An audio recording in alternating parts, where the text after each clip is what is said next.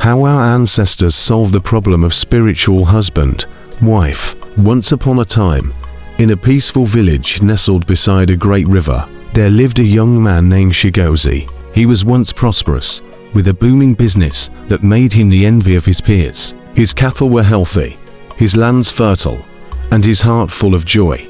But as time passed, something mysterious began to haunt him every night. A beautiful spirit lady visited him in his dreams. Her name was Adanma, and her beauty was like no other. With skin as radiant as the moon and eyes that shimmered like the stars. At first, Shigozi felt honored by her presence. She brought him comfort and intimacy, filling his nights with pleasures beyond imagination. But as her visits became more frequent, Shigozi found himself changing. He began to lose interest in the women around him, rejecting all attempts by his family to arrange a marriage for him. His friends grew concerned, but Shigozi brushed them off, saying he was in no hurry to wed. However, the nightly encounters with Adanma soon became a curse. Shigozi's business began to suffer. His crops withered, his cattle grew sick, and customers stopped coming to his shop. No matter what he did, nothing flourished in his hands. His wealth vanished, and he sank deeper into poverty. His once grand home became dilapidated, and he had to sell his lands to survive. Desperate, Shigozi turned to the church. He went from one evangelistic crusade to another, seeking deliverance. Pastors prayed over him, commanding the spirit to leave, but nothing changed. Adanma still visited him each night, growing more possessive and destructive. Shigozi became a shadow of himself, wandering aimlessly through life, burdened by a secret he could not explain to anyone. One fateful day, an old friend told Shigozi about a renowned water priestess who lived by the riverbank. Her name was Nika, and she was known for her deep connection to the spiritual realm. Though skeptical, Shigozi had no other options left. With the little money he had, he made his way to Nika's humble shrine.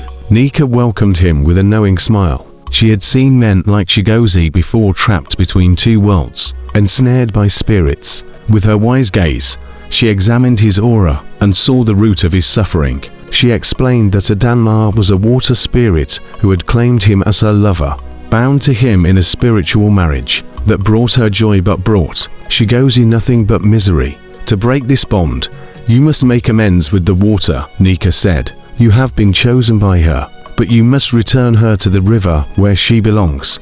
For 7 days, Shigozi stayed at Nika's shrine, performing rituals and offering sacrifices to the spirits of the water. Nika guided him, teaching him the ways of the river and the importance of respect for its inhabitants. On the final day, they stood at the river's edge, and Nika called upon Adanma. The water churned, and Adanma appeared, as beautiful as ever, but now filled with sorrow. She gazed at Shigozi, who stood trembling. Nika spoke on his behalf, asking the water spirit to release him from their bond. You have loved him, but his life belongs to the human world, Nika said firmly. It is time to let him go. With a sad smile, Adanma stepped back into the waters, her figure slowly fading into the depths. As she disappeared, Shigozi felt a weight lift from his soul. For the first time in years, he felt free. From that day on, Shigozi's life began to improve. His business recovered,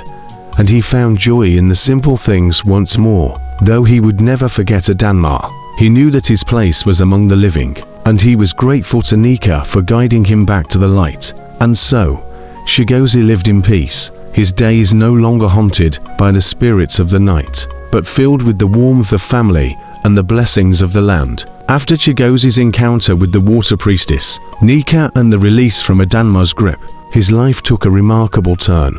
With the weight of the spirit lifted, he felt a new energy coursing through him, and his once shattered confidence returned. He resumed his business with renewed vigor, and everything he touched seemed to prosper. His farmlands, which had once been barren, became lush and fertile again. The cattle that had once fallen ill grew strong and multiplied. Word of Shigozi's return to success spread throughout the village and beyond, drawing in new customers and opportunities. His business thrived more than ever before, and his wealth grew rapidly. In time, Shigozi met and married a beautiful and kind woman named Adobe. He eventually married this kind-hearted woman from his village, and together they rebuilt the life he had lost. She was gentle, supportive, and brought him a peace he had never known.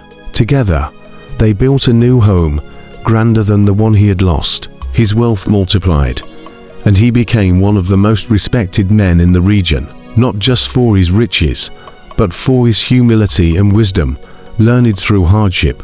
Adobe bore him for children to sons and to daughters. Their home was filled with laughter, joy, and the warmth of family. Shigozi loved his children deeply, teaching them the values of hard work, respect, and the importance of never forgetting the spiritual ties that bind all things in life. Though Shigozi had once been haunted by the spirit world, he now lived in harmony with both the physical and spiritual realms, never taking for granted the delicate balance between them. The memory of Adanma remained, but it was no longer a shadow over his life. Instead, it served as a reminder of his journey and the lessons he had learned. In the end, Shigozi became not only wealthy, but wise, a man whose story was told far and wide as an example of resilience, the power of spiritual deliverance, and the beauty of a life restored. His children grew up strong and prosperous, continuing the legacy of their father, a man who had once been lost,